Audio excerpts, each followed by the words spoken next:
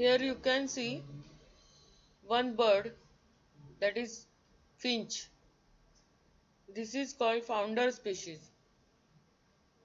In the upper part, you can see different types of beaks. Same bird with different beaks has developed new species because their food is common, nectar. हा जो Finch नावाचा पक्षी आहे त्याच्यापासूनच ह्या सगळ्या सहा जाती का वेगळ्या झाल्या, तर त्यांचं अन्न वेगवेगळं आहे. ज्यांना नेक्टर म्हणजे फुलातला मध हवा होता, the nectar eating species have long and pointed beaks. Here, Amakihi, this bird also eats insects, so its beak is a bit longer and bent. Now see these species.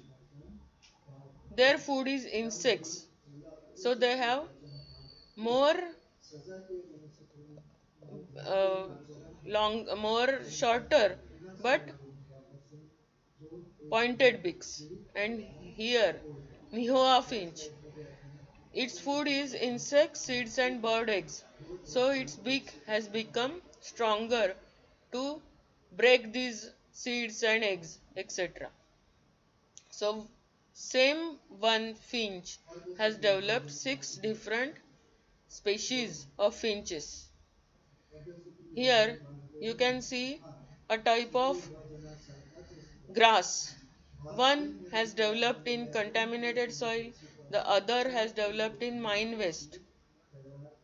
To bear this mine waste, it has developed some different characters. This grass can't survive here in uncontaminated soil. Same is the case with this grass. This uncontaminated soil grass can't survive in mine waste. So this is due to geographical change. Another example is Grand Canyon squirrel. It has similar color and texture of skin resembling with the rocks. What is this called? It is speciation. Formation of new species of plants and animals is the effect of evolution. Evolution also causes speciation. In the terms of science, what are species? It is the group of organisms that can produce fertile individuals through natural reproduction. In other words, man, banyan tree, frog, then algae, these are different species. Each species grows in specific geographical conditions. Their food, habitat, reproductive ability, and period is different. So, this is how evolution results into different species. What are the factors responsible for formation of new species from earlier one? एखाद्या species पासून दुसऱ्या नवीन species तयार होण्याची कारण काय काय आहेत, factors कोणते आहेत? Genetic variation, that is changes in jeans of a particular species. Geographical and reproductive changes. In the previous picture, we have seen example of grass, that is geographical, and reproductive changes. Or example of squirrel, it is also geographical. Then geographical or reproductive isolation also leads to speciation. This is interesting phenomenon. Sometimes some animals may cross the river or may change their habitat for food. To survive in that new habitat, their body changes. These changes are transferred to next generation and the next and the next, and thus new species are formed. This we will see again in our case only, human case. Now see this. After, now see these pictures first, then we will explain what are these called and how they developed. About 7 crores years ago, monkey-like animals, that is lemur, evolved from some ancestors who were similar to the modern lemur. Monkey like lemur were evolved from last dinosaurs. That is this. This is monkey like or lemur like animals. Then about 4 crore years ago, the tails of these monkey like creatures in Africa disappeared and they become like apes. Monkeys live on trees and apes live on land. So tail is not that much useful.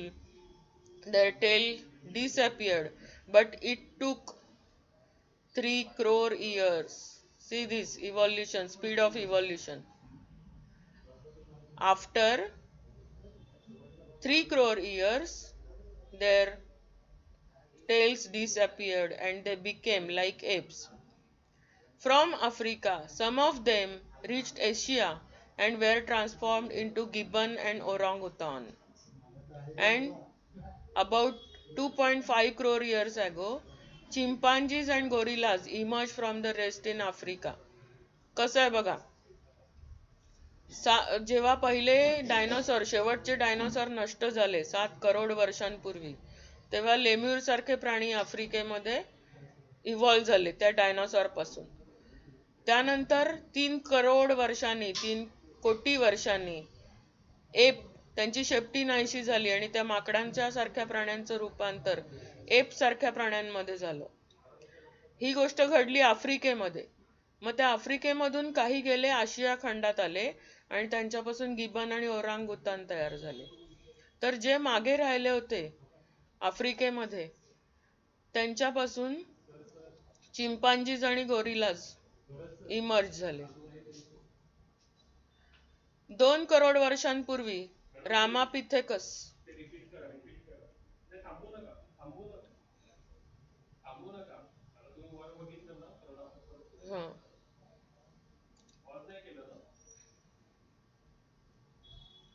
आफ्रिकेमधून काही आशिया खंडात पोचले आणि त्यांच्यापासून gibbon आणि ओरांगुतान हे develop झाले. तर जे काही आफ्रिकेत राहिले होते त्यांच्यापासून चिंपांजी आणि गोरिला डेव्हलप झाले. 2 करोड वर्षांपूर्वी Ramapithecus, the first human like animal to use hands and straight upright, came into being. This is Ramapithecus, who could stand upright, only stand upright, and use his hands for other works instead of walking. So this was Ramapithecus. Then came Australopithecus. Then came Homo erectus. We are going to see this. Homo sapiens, Neanderthal and Homo sapien sapien. Now we will see in detail.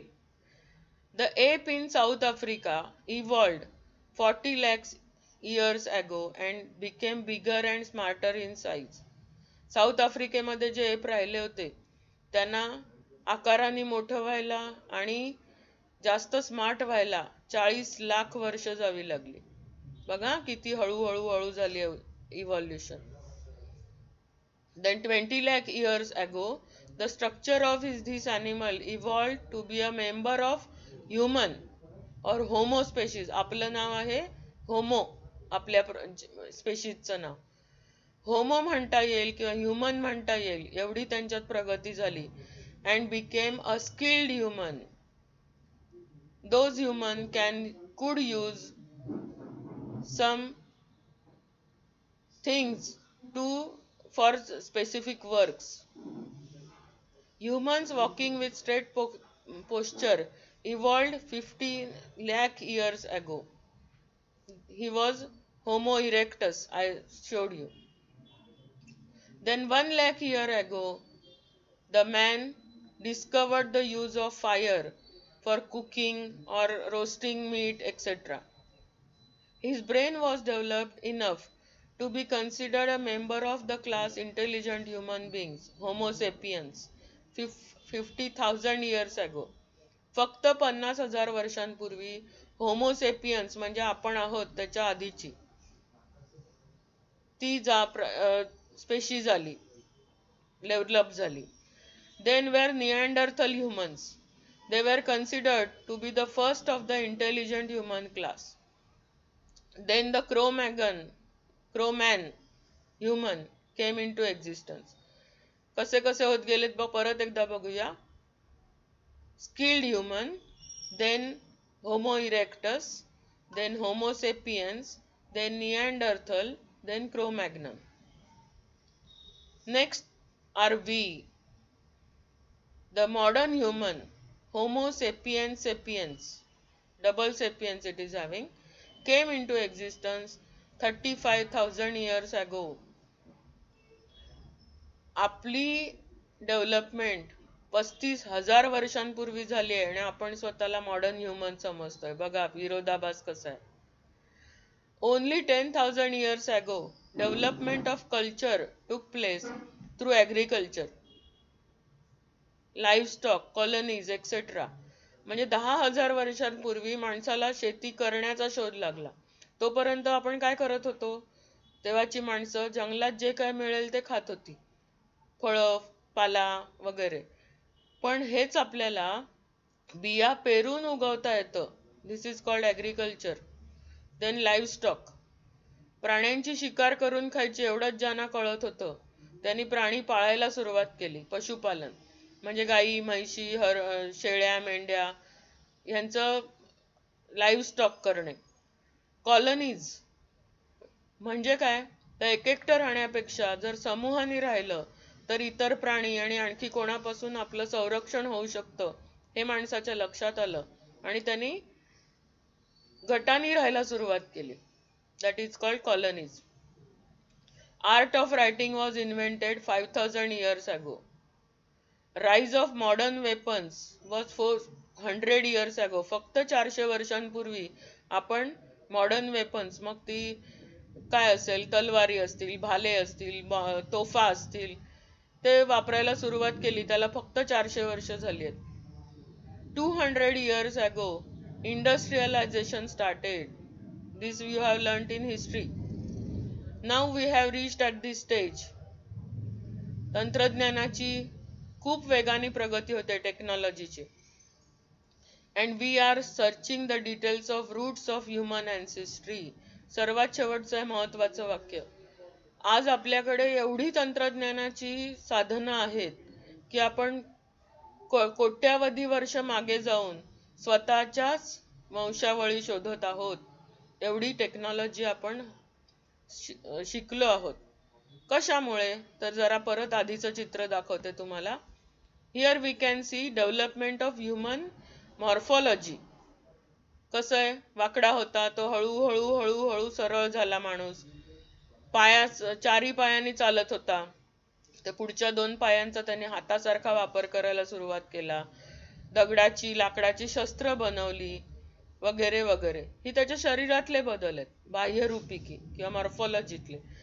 महत्वाचं मी तुम्हाला दाखवणार आहे, ही चित्र बघा. आता जे तुम्ही ऐकलं की प्रगती आपण केली आहे ती आपल्या ब्रेनमुळे. Here you can see the bones of our head. There are changes. कसे झाले चेंजेस? इथे चेहऱ्याची हाडं मोठी आहेत तर मेंदूच्या भोवतीची कमी आहेत, आकार कमी आहे. जसा जसा मेंदूचा आकार वाढत गेला तस तसे चेहरा आपला लहान होत गेलाय. बघाल तुम्ही इकडे, इथे चेहरा मोठा आहे, इकडे चेहरा खूप लहान आहे, पण मेंदूचा आकार वाढलाय. मेंदूचा आकार वाढला ह्याचा अर्थ काय, तर आपल्या गणिताच्या भाषेत बोलायचं तर एरिया वाढला. एरिया वाढला म्हणजे आपली बुद्धी वाढली आणि ह्या बुद्धीच्या जोरावर आपण आज एवढा अभ्यास करू शकतोय आणि सगळ्या प्राण्यांच्या पुढे गेलोय. So this was our first chapter, heredity and hereditary changes. Thank you very much, students.